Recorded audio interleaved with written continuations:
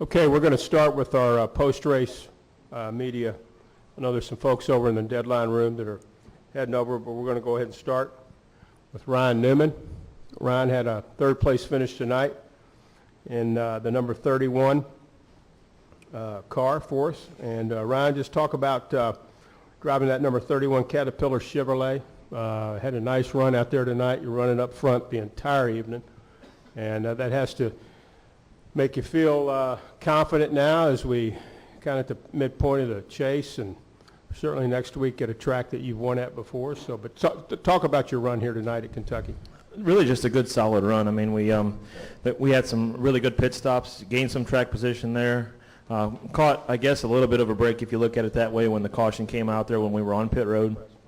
I think we went from running fourth to second on that deal, but just a good solid night for the Caterpillar Chevrolet. All the guys did a really good job strategy-wise. Kept our track position all night. Really, I think we had about a third-place car. You know, we could run with the 18 at times. We could run with the 22 at times, but nobody really ran with the 2 car. So good job for everybody at RCR and ECR, and we'll keep digging.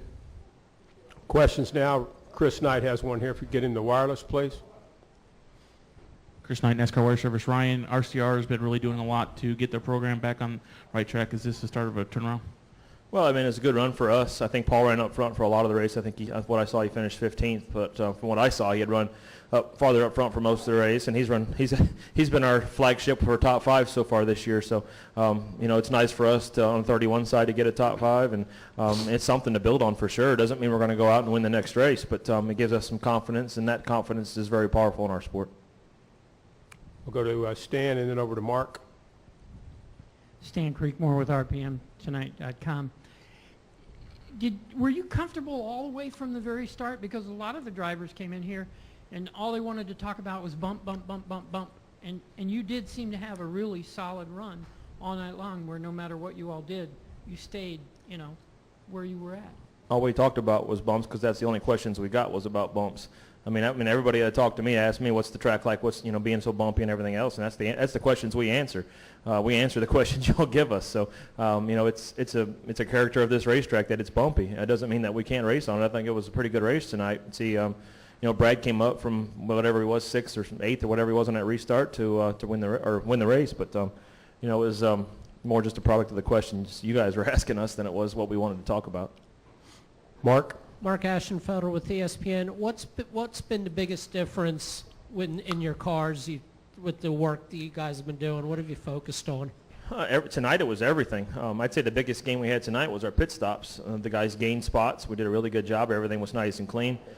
Strategy-wise, Luke did a great job calling 2 tires when we needed to and not losing track position with 4 when other guys were taking 2.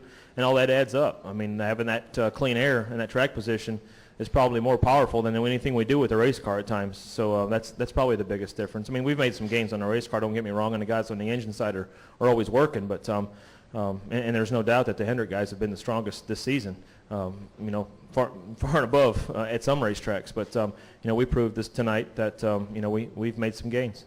You talked about Pocono and Indy. Those are horsepower tracks. Is that where you expect to see even more gains?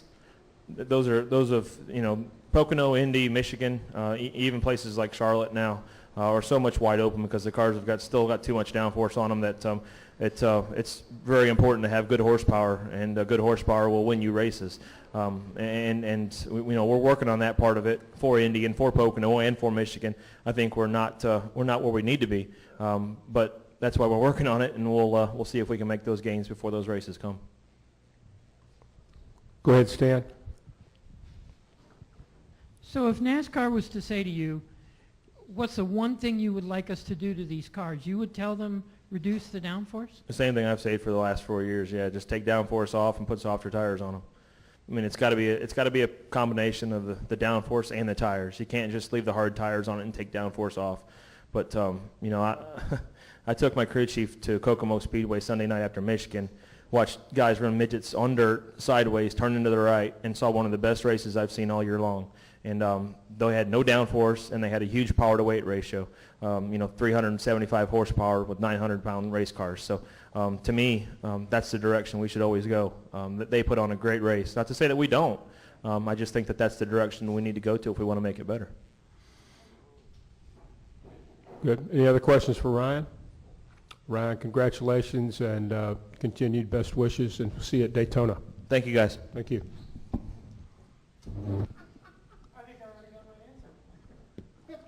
Our race runner-up has joined us, and that's Kyle Busch. He's the driver of the number 18 M&M's Toyota. And Kyle, listening to you out there on pit road, certainly you had a lead there, stretched it out pretty good. You had a very good race car, and I guess just the two-car was pretty stout. But just talk about your run out there this evening and how you thought things went. Yeah, we had a good car all night. We started 18th and worked our way forward every run of the race there, and got to about third and kind of stalled out. Third, fourth. I felt like we were, better than the 31, but nowhere near as good as the 2 or the 22. Those guys were really stout. So,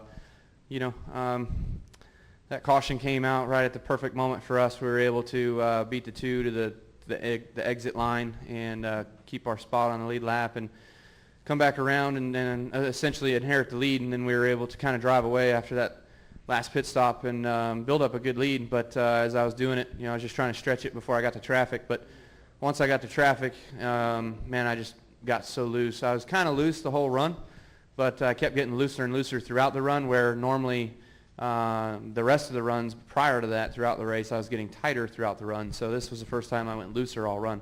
And Dave and the guys made a big adjustment to try to tighten me up, but it just didn't quite work out well. And, ultimately we faded there and got second. So definitely proud of Dave Rogers, the brain power, and everybody that worked on this thing here this weekend to give us a good M&M's Toyota Camry to finish second with, because we were out to lunch yesterday. So, really good. And we haven't been great this year, so this is certainly a step in the right direction. Feels nice to have a solid run, lead some laps. And although we faded at the end, we gave it a valiant effort. And so hopefully we can take some of this and move forward with it. Let's go to Jeff Gluck. Jeff Gluck from USA Today. You just ran over these bumps for 3 straight races. Now that you've done that, would you like them to repave that part or work on that part, or are you fine with how it is? It's there's probably some issues out there that need addressed and others that don't. If you fix start-finish line, just pave the straightaway there where it is the roughest, then and just calm that down some, I think we'd all be very grateful. And then the corners actually aren't terrible, but there's a lot of seepage in the corners. There's a lot of weepers out there tonight. And the line I wanted to run, almost every single lap, I'd hit them coming out of turn 4. So if we can fix the water issues on the surface, get rid of that, and the start-finish line bump, I'd be perfectly happy with leaving it as it is. Let's go to Mark, and then we'll go to Stan, and then Chris. Yeah. Mark Ashenfelder with ESPN. Matt had a good run tonight, even overcoming the tire problem. And you talked about, do you see things turning around on the intermediate tracks, getting where you guys want to be? This is 1 week. We certainly need to be able to do it weekly on the intermediates. I don't think we have another one for a few weeks. So, we go to Daytona next week, crapshoot. We go to Loudon, which is a short track. So hopefully we run well there like we did last year. I think Kenseth and I finished 1-2. So, it's certainly a step in the right direction. I know Kenseth had a tire issue. I know Denny had a big tire issue, so I hate that for the 11 team. But, ours looked fine all race long. So I was real grateful of that ours looked good. And we'll have to work on seeing what happened with the 20s and what kind of setup differences there were, and seeing if there's any kind of correlation there that caused all that. Stan, and then Chris. Stan Creekmore with RPMtonight.com. First off, how much did your crew chief tell you before the start of the race, even as to what changes they made, and at what point in those, how long did it take you to know that everything they had done was going to be, pretty successful for you tonight? I don't ever like to know what changes we make until afterwards. Like during practice, I don't like to know any changes they make. And then, once practice is over, we debrief. I like to know what those changes were, so I know what the feel of it was.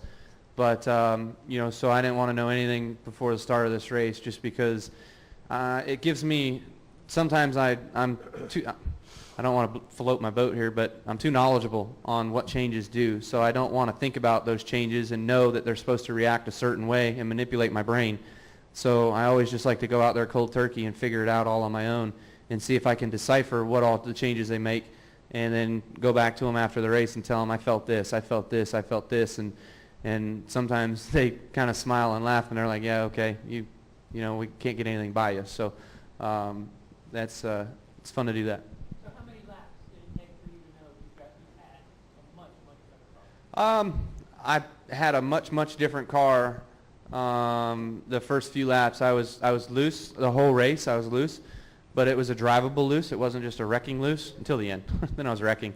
And so I was moving forward, though. You know, for as loose as I was, I had good grip, and I was moving forward. Car was turning well. So, you know, it looked like a lot of guys were struggling with the same issues I was, but worse, and being way tight. So I had more grip, decent balance, so I was able to go by them. So felt pretty good about it early on.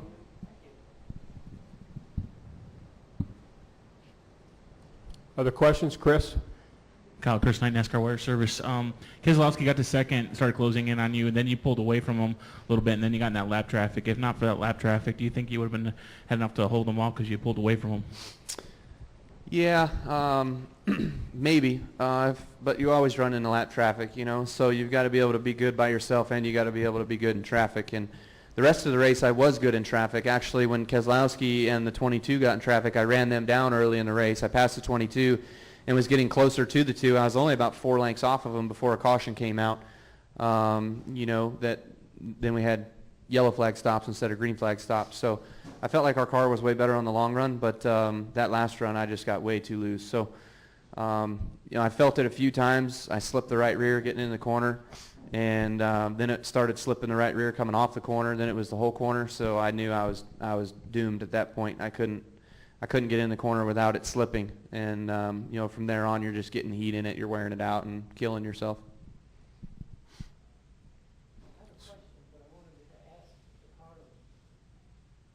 Ask him I off don't think the he's here. side. Oh, he's here. You can ask him off the side.